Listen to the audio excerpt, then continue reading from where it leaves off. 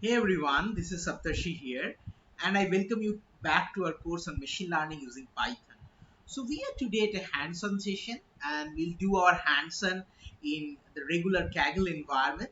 So as you know, our entire lecture series is arranged in terms of a theory discussion followed by a hands-on. So we'll do the hands-on on PCA, principal component analysis today. So let's start by doing some housekeeping. We will import PCA from scikit-learn.decomposition. We'll import matplotlib, numpy and pandas. We'll import the data sets because we'll be using some popular data sets, and this list we are basically using so that we can mark different classes with different colors or different clusters with different color. Okay, so let's run this. Now, our lecture is organized across 6 questions. Okay. So first are what are some of the important input and output parameters of PCA? How can we apply PCA on some linearly correlated data? So you already know that PCA actually finds linear relation between data. Okay. We will see how PCA works on iris data and MNIST data. Both are very popular data sets. We will look at how classification works on the original data space and the transform data space, and then finally we will also look at what are the different variants of PCA. Okay, so the inputs, one of the important input is number of components. Okay, so you can either specify how many components you need. You can also specify that what is the percentage of variability it is going to explain. So you know that how the principal components are formed, right? So the first principal component tries to explain most of the variability, and that's how it proceeds. Okay, uh, and you can apply different solvers. So which are like auto, full, AR pack, and randomized. So we'll quickly discuss about full and randomized. So full is like you do SBT solver following the textbook. Randomized is that you try to bring some kind of randomization so that the process is faster. Okay, so there can be some approximation error, all right, but it is not too much. Okay, and what about output? So one of the output will be, of course, the principal components, right? So that will be coming in form of an array, and then you will also have something like a explained variance ratio. So which will be like a ratio telling that each of the principal components how much percentage of data variability it explains. Okay, so let's now apply PCA on some linearly correlated data. Okay, so what we are going to do is we are first going to create some linearly correlated data. So we are going to use functions like rand and random normal. Okay, and we are going to create a data set of shape of 200 into 2. Okay, so let's run this, and I think it will be clear to you how the data looks like. Okay, so if you look at this, you can understand that this is a perfectly or very much correlated data. Okay, so can you tell me that if I apply PCA, what is like how much percentage or how much ratio the first principal component should explain? Okay, so let's run this. Let's use PCA with number of components and 2. Okay, so initialize this, and then let's fit PCA on this data. Okay, all right, now let's inspect PCA so we can look at the PCA components. So these are my components. So it kinds of tells that the first component will be minus 0.94 into your first feature plus minus 0.32 in the second feature. So this will be your first principal component, and the next one will be a second principal component. Okay, so if I print now the explained variance ratio, okay, so this will be like 97.63% and 2.36%. So you know that the first principal component explains 97.60% of the variability. So you can successfully compress this 2D data into 1D data. Okay, and let us quickly print the component. So this is a method which actually prints the components, okay, in the scatter plot. So let me run this. I think if you look at the visualization, it will be more clear. So you can see that the first principal component is of course across this variability, and the second principal component is at 90 degrees or orthogonal to it. Okay, so this is how the principal components are found out. Now let's try to use PCA on iris data. So you already know that you can use datasets.load iris, and then in X, if you put iris.data, you get the input variables, and Y equal to iris.target will give you the target values in Y. So let's run this. Again, let's try to use two components only, right? So we had originally 4 features in iris, if you remember. I can quickly remind you that. So if you run X, okay, so this will be one of the rows, okay, which has 4 features. So we want 2 components around 50%, around 50% reduction. So what we are now going to do is, we are not only going to do a fit, but we are also going to do a transform. Okay, transform to x underscore r, which we are calling as x reduced. So let's look at this. I think it will be more clear if we look at this. So let's look at xr. Okay, all right. So now, so if you see what has happened, that the 4-dimension observation that we had earlier, now we have only 2 principal components corresponding to them. Okay, so I can, if I change this to 3 just for experimenting, what will happen now is you will get the third component also coming up.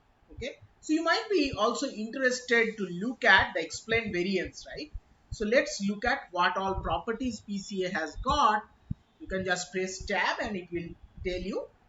Okay, so you can look at again explained variation ratio, and if you run this now, so you see that the first component explains 92.46, next is 0.05, next is 0.017.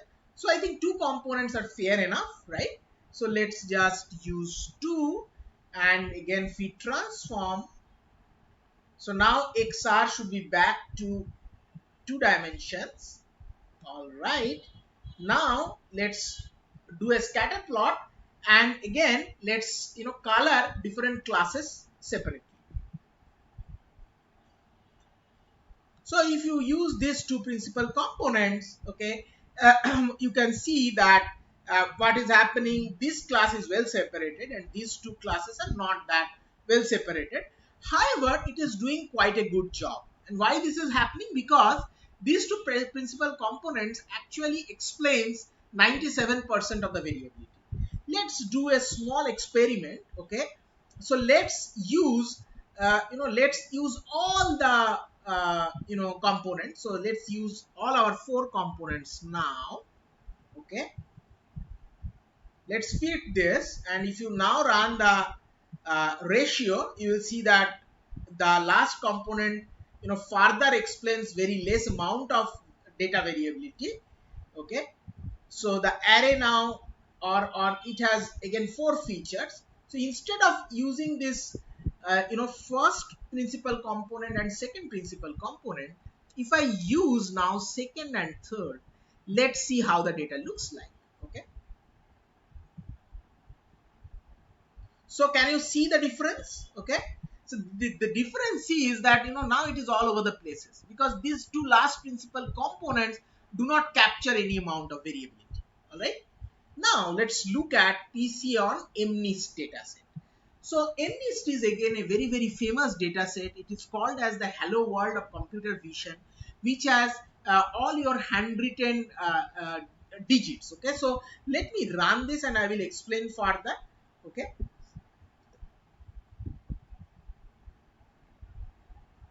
so it will take a little bit of time, because this data set has quite a lot of data, and even individual observations has got 784 features. How the 784 features comes? So 784 features comes because every handwritten digit is treated as an image. Okay, and that image, the lowest element is actually a pixel. Okay, so this image has a resolution of 28 into 28. all right. So basically from that you get this 28 into 28, which is 784. So we are using this fetch OpenML method, and then we are using the target, which are like 0, 1, 2, 3, 4, 5, 6. Okay, and we are having x and y here, MNIST by MNIST data and MNIST target, like iris. Okay, so we are doing a trend test split because, so you might find it odd, but we are doing it because we also later on want to find that if we use this transform features, how my classification accuracy takes a hit. Okay, all right. So let me plot a random image. Okay, so basically what we are doing is we are picking any of the observations. So we have picked 10 over here, and then we are doing a reshape. I told you already that this is a 28 into 28 image, or 28 into 28 resolution picture. We are using IM show, and we are showing the picture. So let's see. So this is how the picture looks like. So this is a picture of 3. uh, let's take some other, let me make it 1000, and let's see what comes up. So that's a 0. So that's how MNIST, each one of the rows actually represents, one handwritten digits like this. Okay, all right. So what we are going to do is we are first going to find the number of components. Okay, and one of the ways to find the number of components is actually to plot the components, and their cumulative explained variance. So if I plot it, it will be more clear to you. Okay, so this also will take some time because this is a quite a large data.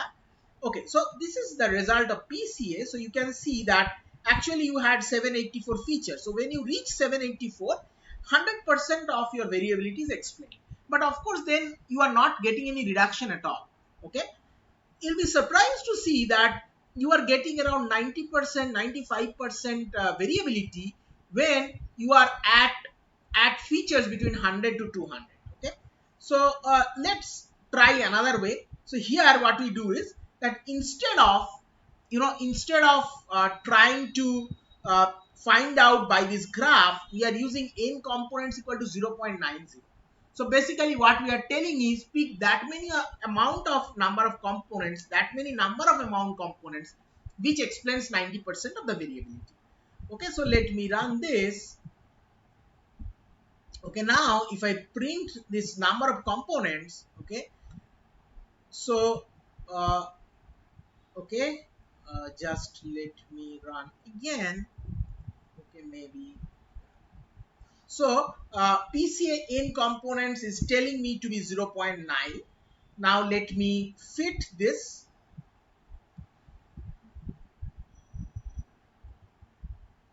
So what we are doing over here is we are taking the original data and we are transforming this. Okay, so what we can do is let's take a look at x train and maybe 1. Let's look at this. So this is one observation in the original feature space, right? If you see, so there are 784 of them, and only some of them, if you see, have non-zero values, right? So all values are from 0 to 255. That's what happens in an image. However, if you try to do this on x reduced, let's see how this looks like. Okay, so it is non-zero, and you can see the array is much smaller. Okay, so let's now look at how much this affects classification if components are used. Okay, so what we are trying to do then is we are first trying to use decision tree classifier on the original data. So we use our normal X train, Y train, then we use our accuracy score. So let's run this. This again, I suppose, will take some time because this data is quite large, and we could have used any other classifiers, but decision tree naive Bayes, these are one of the simplest of classifiers.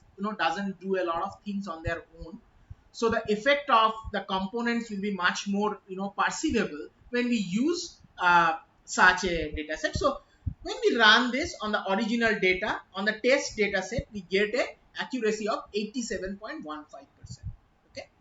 Uh, and let's now use on projected data. So what we are going to do is we are going to use transformation. So we are changing the original data to this components, to this linear combination. So we are calling it as exact train and exact test respectively. Then we are training on so the input feature we are using as exact train instead of X train, and finally we are looking at the accuracy. Okay, so if we do that,